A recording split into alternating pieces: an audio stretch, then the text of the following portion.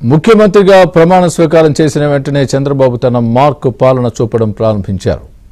పదవి బాధ్యతలు స్వీకరించడానికి ముందే అధికారులకు ఆయన స్పష్టమైన ఆదేశాలు ఇచ్చారు.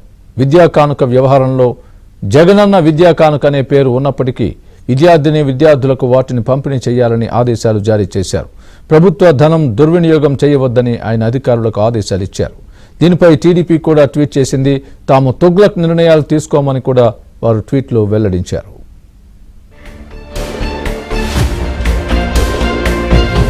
ఆంధ్రప్రదేశ్లో గురువారం నుంచి పాఠశాలలు పునఃప్రారంభమయ్యాయి. బడులు తెరిచిన వెంటనే విద్యార్థులకు ప్రభుత్వం పాఠ్య పుస్తకాలతో పాటు యూనిఫామ్, షూస్, బెల్ట్ అందిస్తారు.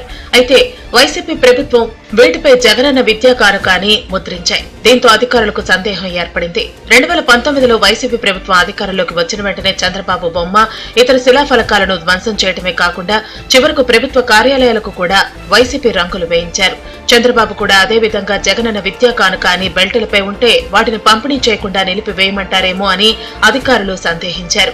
ఇదే సందేహాన్ని చంద్రబాబు వద్దకు తీసుకువెళ్లారు. చంద్రబాబు మాత్రం వాటిని పంపిణీ చేయాలని ఆదేశాలు జారీ చేశారు.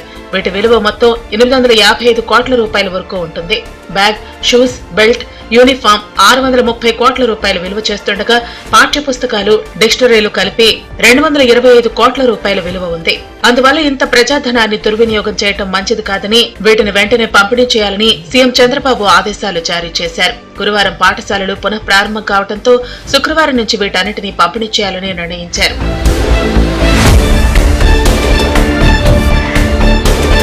చంద్రబాబు నిర్ణయంపై తెలుగుదేశం పార్టీ ట్వీట్ చేసింది. చంద్రబాబుకు పేరు వస్తుందని అన్నా క్యాంటీన్లను రద్దు చేసి పేదల కడుపు కొట్టిన గత ముఖ్యమంత్రికి చంద్రబాబుకు ఎంత తేడా ఉందో తెలుసుకోవాలని టీడీపీ ట్వీట్ చేసింది. ప్రజాధనం వృధా కాకూడదు, పాలనలో పగ ప్రతీకారాలకు చోటు ఉండకూడదంటూ జగన్ బొమ్మ ఉన్న స్కూల్ పిల్లల కిట్స్ ను అలాగే పంపిణీ చేయాలని చంద్రబాబు ఆదేశించారని ట్వీట్ లో పేర్కొన్నారు.